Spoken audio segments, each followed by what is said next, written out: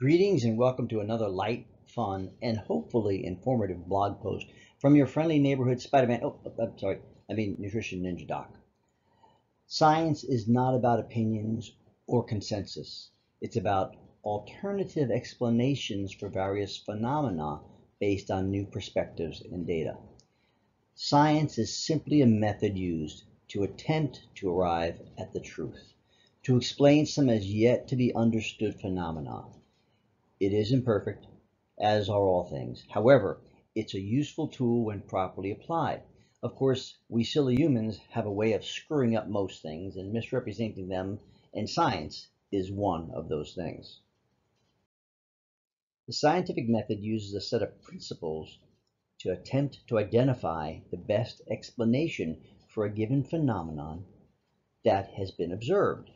The purpose is to help us better understand the world we live in and to more effectively solve a given problem, thereby improving our quality of life. People, especially authorities, love to cite science to support or help prove their point, even when the science doesn't support their point at all. You can find a scientific study to support almost anything because there's a lot of bad science out there. A foundational principle of science involves the welcoming of new and different perspectives along with new data from various observations. Sadly, this useful tool has been co-opted by those seeking to lead others down a variety of rabbit holes and blind paths. Today, and for the last several decades, true science has been replaced by corporate-controlled, largely distorted, fake science. And I don't mean this in some ridiculous Trumpian way where anything one doesn't agree with is fake.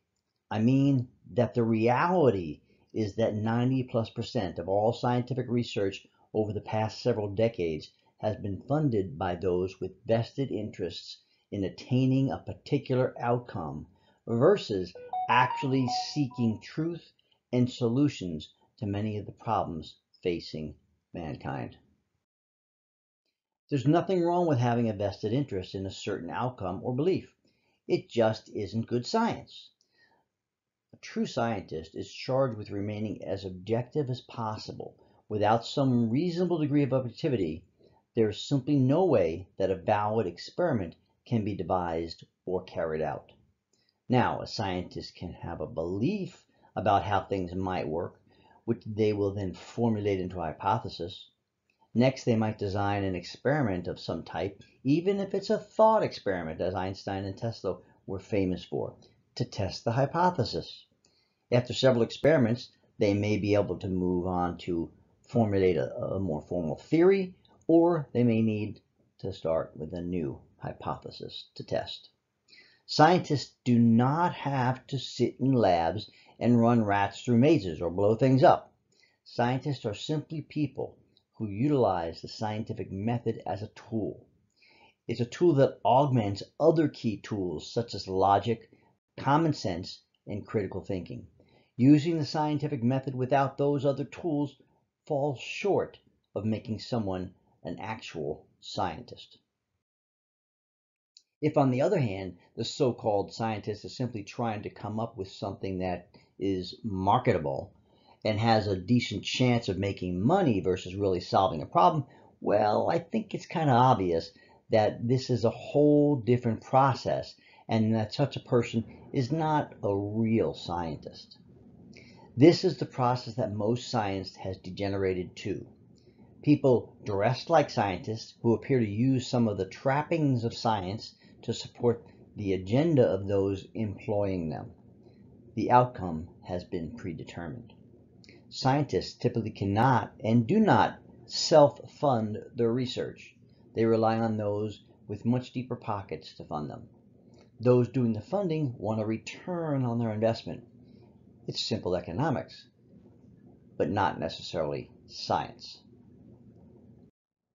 So, under even the best conditions, virtually all of the so-called science of today is funded and therefore controlled by those with deep pockets looking for a positive return on their investment. That is perhaps the primary fundamental flaw of what science has become. Even without that, there are several basic human psychological factors that make it challenging to maintain a clean, objective scientific process. So, as with most things, there are several major impediments to achieving a sound result. Number one is garbage in equals garbage out. If false data or assumptions are inserted into the mix, the results cannot be sound. Of course, we've seen a lot of this with the current pandemic. If faulty data and assumptions are put into a computer model, it'll spit out erroneous and often absurd results. The problem is that the completely non-science-based government officials are deluded into believing that the so-called scientists that produced the results had a clue as to what they were doing. History should have taught us all otherwise. That brings to mind one of my favorite quotes by Aldous Huxley, and it is that men do not learn very much from the lessons of history is the most important of all the lessons of history. Take a minute to think about that. So the next factor that makes good science so difficult has to do with bias. Bias is not only alive and well, it is rampant. Now, some honest subconscious bias is understandable, although it's still best to minimize or avoid it as much as possible. Humans have preconceptions, beliefs, and biases. That's part of who we are. However, a major tenet of science is to remain as objective as possible.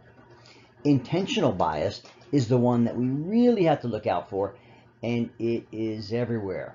There is virtually no longer any pure science being done as there once was.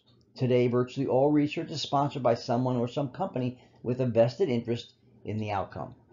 Such science is flawed from the start. Unfortunately, this has led to severe flaws in the entire scientific method as it currently exists. An excellent example is any science sponsored by Big Pharma, especially vaccine companies. And oh, by the way, did you know that the CDC and World Health Organization are controlled by vaccine companies? Do some research on where the majority of their funding comes from. Here's another huge impediment to good science. It's a phenomenon called escalation of commitment. It's a deep-seated, well-proven psychological phenomenon that's behind such sayings as throwing good money after bad. Once a person or organization has made a decision, especially if stated publicly, they will continue to support and stick with that decision in spite of overwhelming evidence that they were wrong and that the current course is no longer productive. This is precisely why so many people continue to support a political candidate that is obviously corrupt, incompetent, and a proven liar. The next serious fly in the ointment of good science is the fact that the scientific consensus, in other words, conventional wisdom, is almost always wrong. Each new discovery helps us to understand something we did not understand completely or properly prior to that discovery. So by definition, this means that each new discovery proves that the previous scientific consensus was wrong. Stop and think about this. Then think a bit further. If everything we thought we knew before the latest discovery was actually wrong, what makes us believe that now we have it right? This is an absolutely bizarre but standard thought process. To help illustrate how the scientific consensus, aka conventional wisdom, has continually been proven to be wrong, let's look at some real-world examples. The world is flat. No, it's not, although miraculously there has been a rebirth in the belief that it is. But there was a time for hundreds and hundreds of years on the earth that the consensus was the world is flat. Next, the earth is the center of the universe. No, not even close. Here's another great one. Smoking cigarettes doesn't cause cancer or other diseases. Yes, that's the one that the tobacco industry denied and fought for decades while continuing to make hundreds of billions of dollars and killing millions of people. Silver or amalgam fillings, which contain 50% mercury by weight, which is an established neurotoxin, are not harmful. Amazingly, although we've known about the toxicity for over 150 years, the dental industry is still in denial over this one. Next, we have fluoride added to drinking water is safe and good for our teeth. I'm sorry, it's just complete bullshit. Fluoride is extremely toxic, and sodium fluoride, the form that is added to municipal water supplies, harms teeth and makes them more brittle. The germ theory originally stated that microbes cause all disease. It's absurdly and obviously false to anyone that has the powers of observation and logic. Modern conventional medicine was largely based on the germ theory and likely accounts for why it has been so ineffective in terms of dealing with most disease processes. And by the way, 85% of current disease processes are chronic.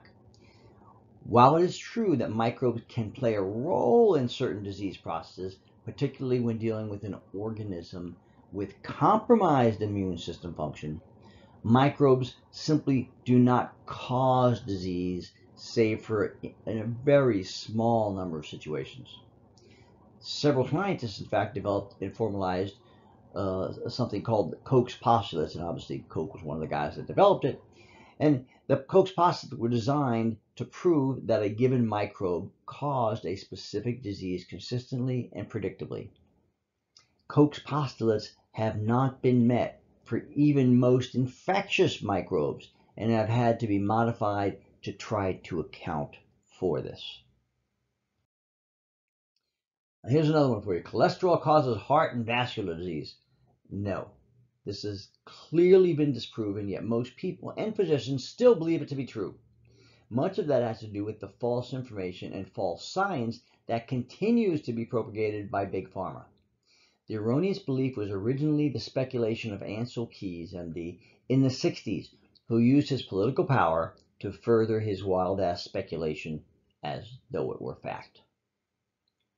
Next, a kind of a derivation of the cholesterol BS is that using statins to reduce cholesterol improves health and saves lives.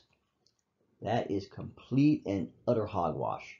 It's completely disproven by the data, but still one of the top producing poisons produced and marketed by Big Pharma, the real drug cartel, and pushed by doctors, the real drug pushers. Man or humans cannot fly. What do you think? Oh, of course, if taken literally without the use of external devices, it is true, but that's not what they meant. Electricity cannot flow through the air. That's been proven to be wrong. A small amount of poisonous or toxic substances are not harmful. Also disproven. In fact, some studies have shown the opposite. The smaller the amount of poison, the easier it is to circumvent our detoxification and immune system and cause damage. Man-made electromagnetic fields do not harm living organisms as long as there are no thermal effects. The research going back over 50 years proves otherwise, yet most people are still in denial due to industry misinformation campaigns. This is a huge lie, and the rollout of 5G may precipitate an extinction event for humanity. But the telecom industry doesn't seem to care. Vaccines are safe and effective. They are neither safe or effective, and the science proves this. And again, most, particularly in the medical field, are still in denial over this. The counterattacks against those labeled anti-vaxxers, not anti-vaxxers, have dramatically increased as Big Pharma and the agencies it controls prepares the masses for the rollout of yet another unsafe and ineffective mass vaccination program. Next, toxic metals in vaccines, such as mercury, are not at all harmful to children. Oh, wait. Most people and doctors still buy this one, and the vaccine companies are still pushing it. Freaking ludicrous. Which illustrates my point about junk science. Here's a particularly relevant one for today. Masks, face masks, prevent the spread of viruses. The science says otherwise, yet due to false claims and wild-ass speculation, most of the public still believes this one. Viruses are over 100 times smaller than the openings in the masks. Every study has shown them to be not only useless in preventing the spread of aerosolized viruses, but actually harmful. One of the points of this post is to point out the potential flaws of science, or misuses, I should say. It's rarely about truth and has become more of a popularity contest stuck in consensus. If you're not in alignment with the current consensus or conventional wisdom, good luck getting any funding. There's a pivotal work on this by Thomas Kuhn called The Structure of Scientific Revolutions. And the book makes numerous important observations, including the fact that scientific revolutions really never happen. Although in retrospect, when looking back decades or centuries, it may look like there was a revolution, a quick shift in thought. But in virtually every case, and he went through painstakingly to detail this, in every case, it was really a really slow, tedious evolution taking decades. So perhaps the most telling and eloquent stating of this concept comes from the famous German scientist Max Planck, who said, "A new scientific truth does not triumph by convincing its opponents and making them see the light, but rather because its opponents eventually die, and a new generation grows up that is familiar with it, familiar with the new scientific truth or principle, that is." The point of all this is to shake people up a bit and get them to question what they're being told by various authorities. Just because someone in a position of authority says something, that does not make it true or valid. Just because they have done some scientific research, that does not make them a real scientist. In fact, anyone in charge of such an organization or agency was likely not a very good scientist. If they were, they would have remained doing science rather than becoming an administrator. Let's not forget the Peter principle. There are several major important take-home messages that I hope are coming across in this post. The first is to take everything that you hear with a large spoon of salt. A grain of salt just will not do these days. And realize that just because someone's being called a scientist, that doesn't mean that they're good scientists or that they have any idea what they're talking about. Authorities do not have crystal balls, and in most cases they have neither the time, interest, or capacity to evaluate the data directly. You need to question everything, especially when the media is supporting the authorities in lockstep fashion. That is not the way things really work. When there are no dissenting opinions, we have a contrived, very unnatural state of affairs. Question everything, or you're giving your implied consent to accept whatever BS they're selling. I've been questioning everything for many years. It's part of who I am and how I chose to be trained. I question the entire coronavirus pandemic narrative. I question the safety and efficacy of vaccines. I question the safety of man-made electromagnetic fields, with 5G being the latest assault against life on the planet. I also question man-made climate change. And I know I just lost a lot of you. However, the research is quite clear for those willing to take an objective deep dive versus listening to what the mainstream media is pushing. Is the climate changing? Yes, of course it is. It always has and always will. Is mankind having a significant effect on it? When you really examine the data on that, you'll see that no, we are not having a significant impact on that. Are we polluting the planet? And is that having a detrimental impact on the environment? Well, yes, of course, obviously. But that is not the same thing as altering the climate. Climate change is a natural cyclical process that's controlled mostly by the sun's activity, coupled with a handful of other variables that humans have very little effect upon. I did a deep dive on this, trying to understand how some apparent nitwits out there could be in denial of the man-made climate change theory. I was like, what, aren't they listening to the news? What I found out shocked me.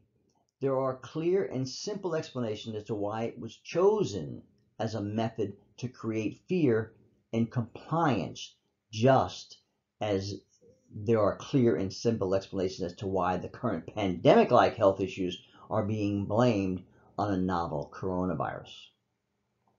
Now, others have done a wonderful job and done great documentaries on this, but one of these days I plan to condense it and put it into a post, because it's moderately complex. So the quick and dirty explanation for those that can't wait for that is that Margaret Thatcher bribed the Royal Academy of Sciences to come up with and support the man-made fossil fuel climate change hypothesis. And then she did it for, reasonable, appropriate reasons. She did it to get support for nuclear power during a time when coal miners and oil suppliers could not be trusted. She needed a path towards greater energy independence for her country. She opened the coffers to support scientific research pertaining to this theory, and the rest of the world followed suit. There is no more prestigious scientific society organization than the Royal Academy of Sciences. So if you want to learn the truth, you have to listen to retired scientists who are no longer dependent on the powers that be for research funds and their livelihood. Also, you might take a look at Michael Crichton's excellent book about this specific topic called State of Fear. Now, I'm not alone in espousing any of the above beliefs. However, both mainstream media and social media have been enlisted by those pulling the strings to ridicule and silence dissent. Censorship has reached a new pinnacle of efficiency. If you don't believe that, you better start praying, because God is the only thing that might save your ass. At the very heart of science is the need for competing alternative ideas and explanations. What we have today resembles science in its trappings and name, but not in its principles or methods. A reasonably open mind, together with a good faith effort at objectivity, is essential for anyone hoping to measure up to the giants of science upon which our civilization was built. Anything less will lead to a path of certain destruction. And sadly, we've already begun down that path.